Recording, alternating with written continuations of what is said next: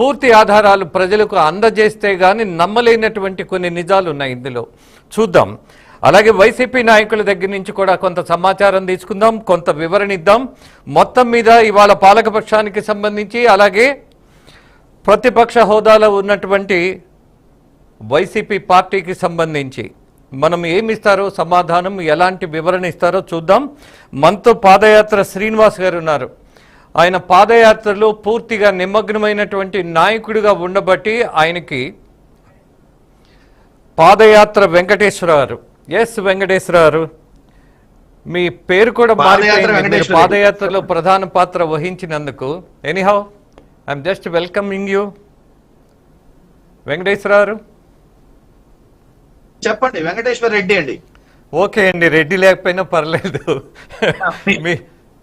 పాదయాత్ర వెంకటేశ్వర రెడ్డి గారు. ఫైన్. పేరు నాన్న పేరు ఎందుకు no problem. I respect that. Venkateswara Reddy garu, ఇవాళ లిక్కర్ స్కామ్ పూర్తిగా గత ప్రభుత్వం నిమగ్నమై దోచేసింది అని సిట్టు దర్యాప్తులో 3,500 కోట్లు లెక్క తేల్చింది.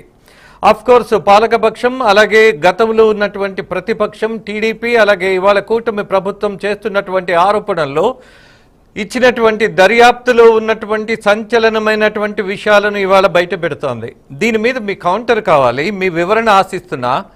ఎస్, అన్బయాస్గా మీకున్నటువంటి సమాచారాన్ని స్పష్టంగా ప్రజలకు చేరవేసే ప్రయత్నం చేద్దాం. What do you say? అసలు దీన్ని లిక్కర్ స్కామ్గా మనం భావించవచ్చా? ముందుగా బీఆర్కే న్యూస్ వీక్షకులకి, ప్యానెల్లో ఉన్న పెద్దలకి, రాష్ట్ర ప్రజలకి మీకు గుడ్ ఆఫ్టర్నూన్, శుభ మధ్యాహ్నం. మానవుడే మహనీయుడు, మనిషే దేవుడు.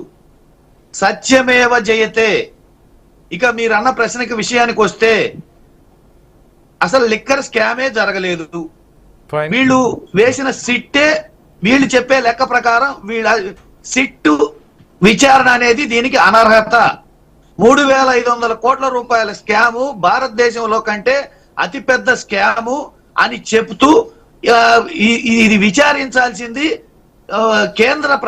కేంద్రంలో స్వయం ప్రతిపత్తి కలిగిన సంస్థలు కానీ, సుప్రీంకోర్టు సిట్టింగ్ జడ్జి కానీ, ధర్మాసనం కానీ విచారించాలి దీన్ని.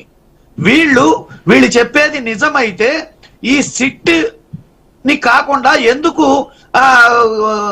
కింద పైన కూటమి సర్కారు ఉంది? ఈ కూటమి సర్కారు ఉంటే ఎందుకు కేంద్రం దీన్ని విచారించట్లేదు? ఎందుకు కేంద్రం దీన్ని తోచిపుచ్చుతుంది? అంటే మీరు చెప్పేవి కట్టుకథలని చెప్పేసి కేంద్రం కూడా ఒప్పుకుంటుంది. వీళ్ళేసిన సిట్టు ఏ ప్రభుత్వం అయినా, రాష్ట్ర ప్రభుత్వం వేసే సిట్టు ఎట్టుంటది? ప్రభుత్వ అధినేతల సిట్ అంటే సిట్టు, స్టాండ్ అంటే స్టాండ్ అన్నట్టుంటది. వీళ్ళు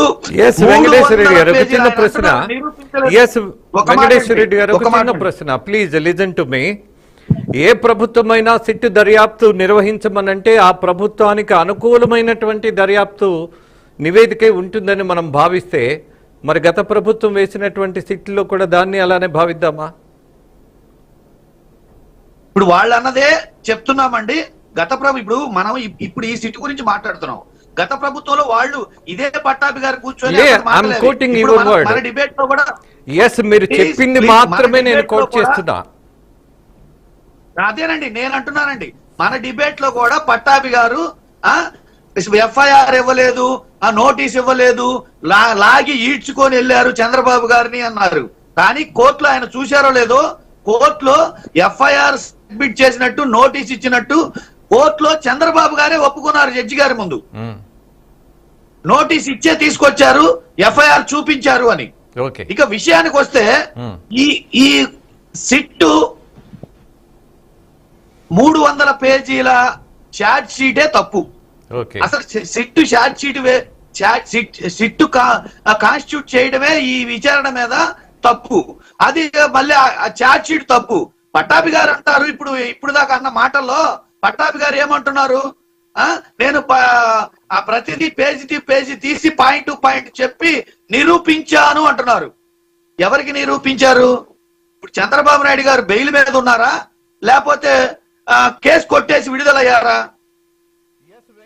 బెయిల్ మీద కదా ఉంది.